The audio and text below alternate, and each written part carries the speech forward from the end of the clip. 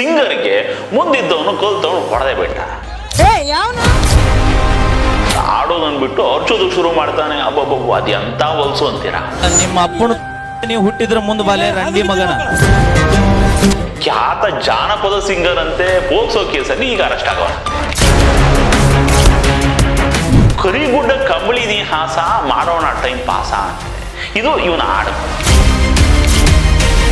ಈ ಮೈಲಾರಿ ಅತ್ಯಾಚಾರ ಮಾಡೋದು ಬರೀ ಅಪ್ರಾಪ್ತ ಬಾಲಕಿ ಮೇಲೆ ಅಷ್ಟೇ ಅಲ್ಲ, ನಮ್ಮ ಜಾನಪದ ಸಾಹಿತ್ಯದ ಮೇಲೆ ನಿರಂತರವಾಗಿ ಅತ್ಯಾಚಾರ ಮಾಡ್ಕೊಂಡೇ ಬಂದಿದ್ದಾನೆ.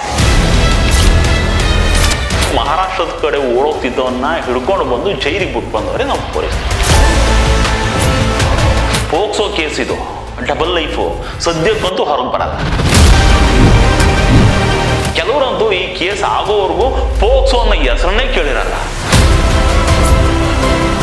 ಈ ಕೇಸಲ್ಲಿ ಬಲವಾದ ಪ್ರೂಫ್ ಇರಬೇಕು ಅಂತೇನಿಲ್ಲ, ಆ ಅಪ್ರಾಪ್ತೆಯ ಸ್ಟೇಟ್ಮೆಂಟೇ ಸಾಕು ಶಿಕ್ಷೆ ಕೊಡ್ಸೋದಕ್ಕೆ. ಹಂಗೆ ನೋಡ್ಬೇಕಾದ್ರೆ ಒಂದು ವಿಡಿಯೋ ಬಂತು. ಅದು ಯಾವುದೋ ಒಂದು ಆರ್ಕೆಸ್ಟ್ರಾ ಸ್ಟೇಜು, ಅದ್ರ ಮೇಲಿದ್ದ ಒಬ್ಬ ಸಿಂಗರ್ಗೆ ಮುಂದಿದ್ದವನು ಕಲ್ತವನು ಹೊಡೆದೇ ಬಿಟ್ಟ. ಆಮೇಲೆ ಸ್ಟೇಜ್ ಮೇಲೆ ಇದ್ದ ಸಿಂಗರ್ ಆಡೋದನ್ ಬಿಟ್ಟು ಅರ್ಚೋದು ಶುರು ಮಾಡ್ತಾನೆ. ಅಬ್ಬಬ್ಬ ಅದು ಎಂತ ಹೊಲ್ಸು ಅಂತೀರಾ? ಕೇಳಿದವ್ರ ಕಿವಿಲಿ ರಕ್ತನೇ ಬರ್ಬೇಕು. ಇದ್ಯಾರಪ್ಪ ಇಂಥ ಹೊಲ್ಸ್ ಬೊಡ್ಡಿ ಮಗ ಅಂತ ನೋಡಿದ್ರೆ ಅದ್ಯಾರೋ ಮ್ಯೂಸಿಕ್ ಮೈಲಾರಿ ಅಂತೆ, ಆರ್ಕೆಸ್ಟ್ರಾ ಸಿಂಗರ್ ಅಂತೆ, ಖ್ಯಾತ ಜಾನಪದ ಸಿಂಗರ್ ಅಂತೆ. ಪೋಕ್ಸೋ ಕೇಸಲ್ಲಿ ಈಗ ಅರೆಸ್ಟ್ ಆಗೋನಂತೆ. ಈಗ ಅದು ಜೋರ್ ಸುದ್ದಿ ಅಂತೆ. ಇಲ್ಲಿ ಆ ಹುಡ್ಗ ಖ್ಯಾತನೋ ಕುಖ್ಯಾತನೋ ಅನ್ನೋದು ಪಕ್ಕಕ್ಕಿರ್ಲಿ, ಈ ಮ್ಯೂಸಿಕ್ ಮೈಲಾರಿನ ಜಾನಪದ ಸಿಂಗರ್ ಅಂತ ಕರೆಯೋದೇನೆ ಜಾನಪದಕ್ಕೆ ಮಾಡೋ ದೊಡ್ಡ ಅಪಮಾನ ಅಂತ ಹೇಳ್ಬೇಕಾಗ್ತದೆ. ಈ ಮೈಲಾರಿ ಅತ್ಯಾಚಾರ ಮಾಡೋದು ಬರೀ ಅಪ್ರಾಪ್ತ ಬಾಲಕಿ ಮೇಲೆ ಅಷ್ಟೇ ಅಲ್ಲ, ನಮ್ಮ ಜಾನಪದ ಸಾಹಿತ್ಯದ ಮೇಲೆ ನಿರಂತರವಾಗಿ ಅತ್ಯಾಚಾರ ಮಾಡ್ಕೊಂಡೇ ಬಂದಿದ್ದಾನೆ. ನಮ್ಮ ಉತ್ತರ ಕರ್ನಾಟಕದ ಜಾನಪದ ಸಾಹಿತ್ಯ ಎಷ್ಟು ರಿಚ್ ಆಗಿದೆ, ಅದರಲ್ಲಿ ಅದೆಂತ ಸೊಗಡಿರುತ್ತೆ, ಎಂತ ಸೊಬಗಿರುತ್ತೆ. ತವರೂರ ನಾನೋಡ ಬಂದೆ, ತಾಯಿ ನೆನಪಾಗಿ ಕಣ್ಣೀರ ತಂದೆ. ದೇಶದೊಳಗ ವಾಸುದೇವ ಸಿರಿ ಸಂಪತ್ತು ಕೊಡೋ ತವರಿಗೆ, ಕಾಯಿ ಕರ್ಪೂರ ತರುವೆ ನಿನ್ನ ಗುಡಿಗೆ. ಎಂತ ಅರ್ಥ, ಎಂತ ವಾತ್ಸಲ್ಯ ಇದೆ ಈ ಹಾಡಲ್ಲಿ. ಇದು ನಮ್ಮ ಜನಪದ ಸಾಹಿತ್ಯ. ಊರ ಮುಂದಿನ ಬಾವಿ ಯಾರ ತೋಡಿದರೇನ, ಕಾಲು ಜಾರಿದರ ಕೈಲಾಸ ಮಗಳ, ಕಾಲು ಜಾರಿದರ ಕೈಲಾಸ ಮಗಳ, ಮನವು ಜಾರಿದರ ವನವಾಸ. ಆಹಾ, ಈ ಅಮ್ಮ ಮಗಳಿಗೆ ಎಷ್ಟು ಚಂದ ಬುದ್ಧಿ ಹೇಳ್ತಾಳೆ ನೋಡಿ. ಈ ಜಾನಪದದಲ್ಲಿ ಈ ಮೈಲಾರಿ ಆಡೋ ಹಾಡಲ್ಲಿ ಬಾಗಲಕೋಟೆ ಬಸ್ ಸ್ಟ್ಯಾಂಡ್ದಾಗ ನಿಂತಾಳ ಕಡುಗುಡಿಕೆ ಅಂತೆ, ಕರಿಗುಡ್ಡ ಕಂಬಳಿ ನೀ ಹಾಸ ಮಾಡೋಣ ಟೈಮ್ ಪಾಸ ಅಂತೆ. ಇದು ಇವನ ಹಾಡುಗಳು. ಇವನು ಇಂಥ ಹಾಡುಗಳಿಗೂ ಭಾರಿ ಫ್ಯಾನ್ಸ್ ಅಂತೆ. ಅವೆಲ್ಲ ಇವನ ಇಂಥ ಅಪಸವ್ಯದ ಹಾಡುಗಳಿಗೆ ಶಿಲ್ಯ ಹೊಡೆದಿದ್ದೆ. ಈ ಪುಣ್ಯಾತ್ಮ ಹಾಡಿದ್ದು ಹಾಡಿದ್ದೆ. ಅವಾಗ ಅನಿಸ್ತು ಅದ್ಯಾರ ಕಲ್ಲು ಹೊಡೆದಿತ್ತು ತಪ್ಪೇನಿಲ್ಲ ಅಂತ. ಇಂಥ ಮೈಲಾರಿ ಇವನ ಹಾಡಿಯೋಳು ಸ್ಟೇಜ್ ಮೇಲೆ ಡ್ಯಾನ್ಸ್ ಮಾಡೋದಕ್ಕೆ ಅಂತ ಬರ್ತಿದ್ದಂತಹ ಅಪ್ರಾಪ್ತ ವಯಸ್ಸಿನ ಹೆಣ್ಣು ಮಗಳನ್ನ ಲೈಂಗಿಕವಾಗಿ ಬಳಸ್ಕೊಂಡವನೆ. ಅದನ್ನ ವಿಡಿಯೋನೂ ಮಾಡಿಸ್ಕೊಂಡ್ಬಿಟ್ಟಂತೆ. ಇದು ಇವನ ತಲೆ ಮಾಸದ ಗೆಳೆಯರು ಇದಕ್ಕೆ ಸಹಕಾರ ಕೂಡ ಮಾಡ್ಬಿಟ್ರು ಅನ್ನೋದು ಈಗ ಆರೋಪ. ಹಿಂಗೆ ಆರೋಪ ಬಂದ ಕೂಡಲೇ ಮಹಾರಾಷ್ಟ್ರದ ಕಡೆ ಓಡೋಗ್ತಿದ್ದವನ್ನ ಹಿಡ್ಕೊಂಡು ಬಂದು ಜೈಲಿಗೆ ಬಿಟ್ಟು ಬಂದವರೇ ನಮ್ಮ ಪೊಲೀಸರು. ಸದ್ಯಕ್ಕೆ ನಮ್ಮ ಜಾನಪದ ಸಾಹಿತ್ಯ ಬಚಾವಾಯಿತು.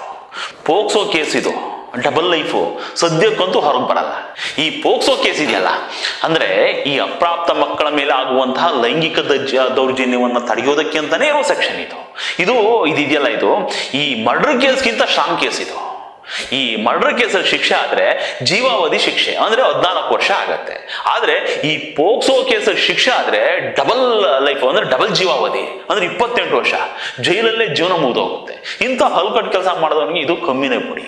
ಆದ್ರೆ ಈ ಕಾನೂನು ಕೆಲವೊಮ್ಮೆ ಹೆಂಗಾಗ್ಬಿಡುತ್ತೆ ಅಂದ್ರೆ, ಈ ಹಳ್ಳಿ ಕಡೆ ಮನೆಯವರೆಲ್ಲ ಸೇರ್ಕೊಂಡು ಹುಡುಗಿ ಮದುವೆ ಮಾಡಿರ್ತಾರೆ, ಹುಡುಗಿ ಪ್ರೆಗ್ನೆಂಟು ಆಗ್ತಾಳೆ, ಆಸ್ಪತ್ರೆಗೆ ತೋರ್ಸೋಣ ಅಂದ್ಬಿಟ್ಟು ಕರ್ಕೊಂಡು ಹೋದ್ರೆ ಡಾಕ್ಟರ್ ಎಷ್ಟಮ್ಮ ವಯಸ್ಸು ಅಂತಾರೆ.